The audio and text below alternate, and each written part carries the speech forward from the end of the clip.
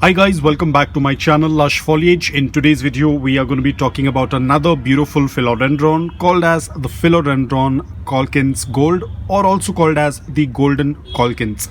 Now it's an absolutely easy, very beautiful, very affordable, not very expensive kind of a plant. You can easily find it in your local nurseries or probably online as well. Now this plant might look very ordinary because it's still very young, but as and when it starts to grow, the color of the leaves will turn a little bit more yellow. I wouldn't say it's variegated, but it tends to get this very light yellow color. You can see it's already starting to get it on this leaf, and as and when the plant will start to mature, it will start getting more of those yellows.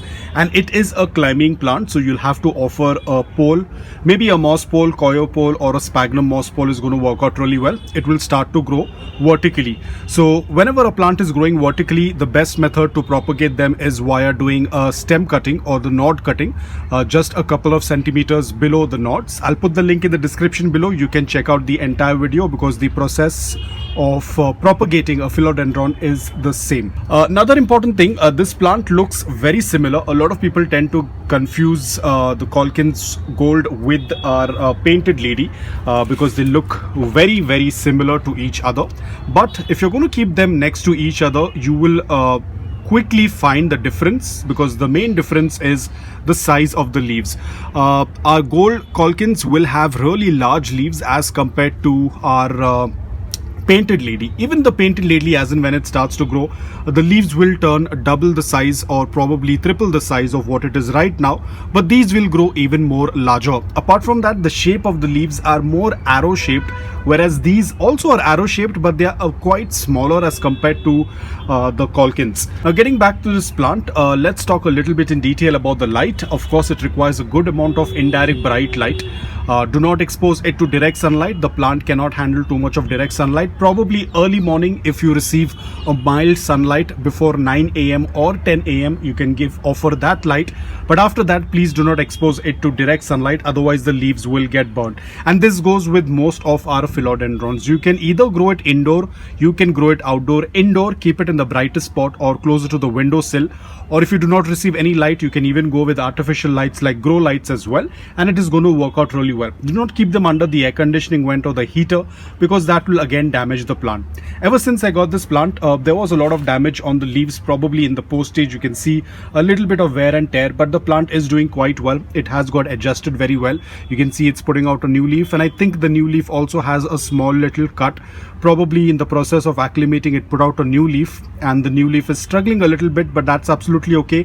What I have felt is that this is a little bit fast growing plant as compared to most of the philodendrons. It is growing at a good pace, because ever since I got this is a new leaf that is coming up, and probably there will be another one coming up in a few weeks time. Now talking about the soil mix, I have used the same soil mix, which is a mix of coco peat, garden soil, sand and perlite. They prefer a loose, porous, well-draining soil mix, a soil that tends to retain a slight amount of moisture but not soggy wet soil. So ensure your container has a drain hole so that the excess water tends to flow out and does not pool in the pot. Otherwise that will lead to a root rot. So the coco peat is going to provide that slight amount of moisture. Garden soil is going to give the natural nutrients and the minerals to the plant. Sand is going to make the soil mix well draining, and perlite is going to make the soil mix airy. So that is a combo of soil that you can use. Apart from that, people also tend to use soilless media, so it all depends upon you, whichever soil mix you are okay with.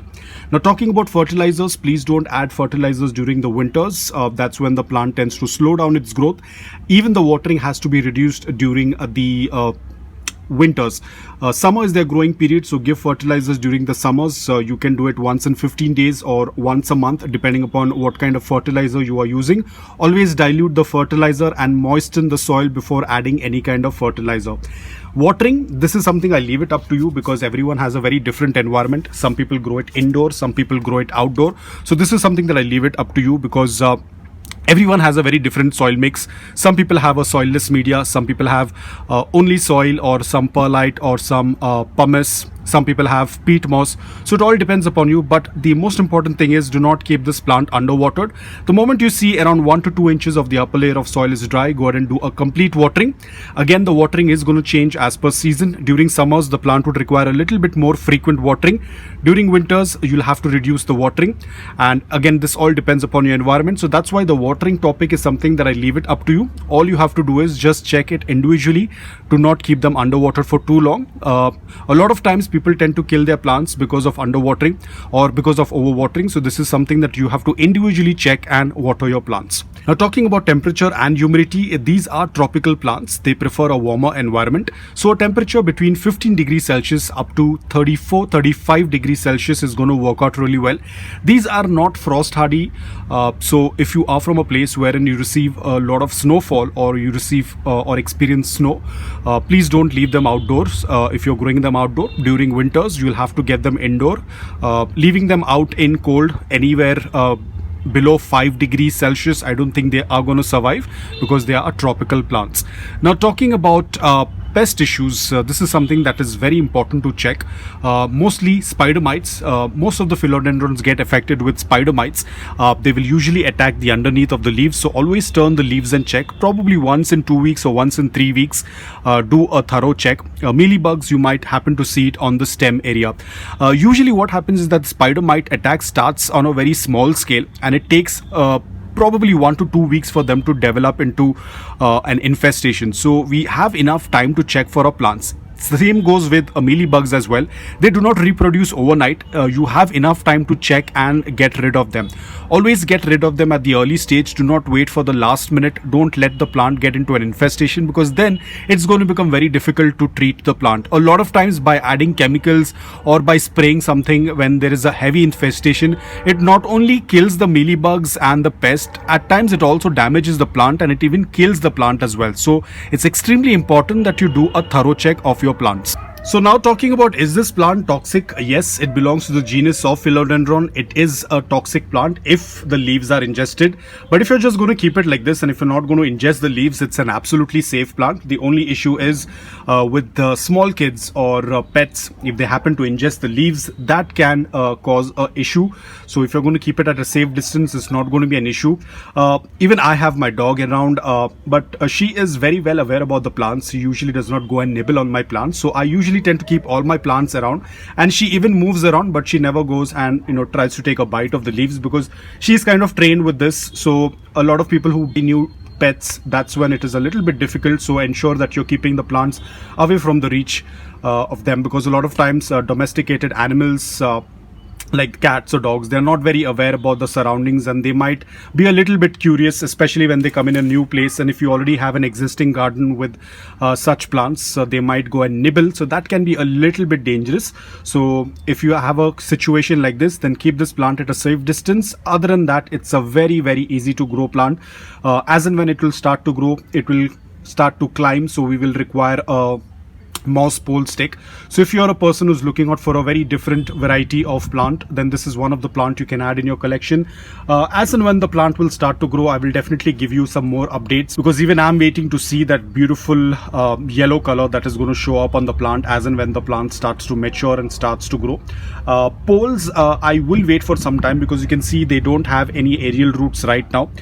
It's quite because it's a very small plant, so they don't have any aerial roots yet. But as and when it will start to grow, it will get these a long woody stem with nodes and aerial roots. So that is when I can use a pole and kind of attach the plant towards the pole, and that's how it will grow. I do have a lot of plants that tend to grow on the pole, and they look absolutely beautiful. They kind of change the entire look of your garden. So if you're a person who's looking out for a beautiful plant that tends to change its color as and when it starts to grow, then Calkins Gold is one of the plant you can add in your collection. Of course, you can always pair it up with your painted lady. As I said, the painted lady will also start to grow vertically. It is quite a young plant. I think today I'll show you as well. You will be able to see. So this is how it starts to grow. You can see it's already getting this long stem. Though it looks very bushy like this, it looks like it will not ever climb, or it is going to be more like a crawler or a self header. But actually, if you're going to see, it is already starting to get this stem over here. as you can see, and there are some aerial roots. So the same way, even our Calkins will also start to grow, and we will be able to attach it onto the pole. So guys, that's all about it. I hope that this video was helpful to you. If it was, please hit the like button, and if you're new to my channel, please consider subscribing to it. Until then, take care, stay safe, and keep planting.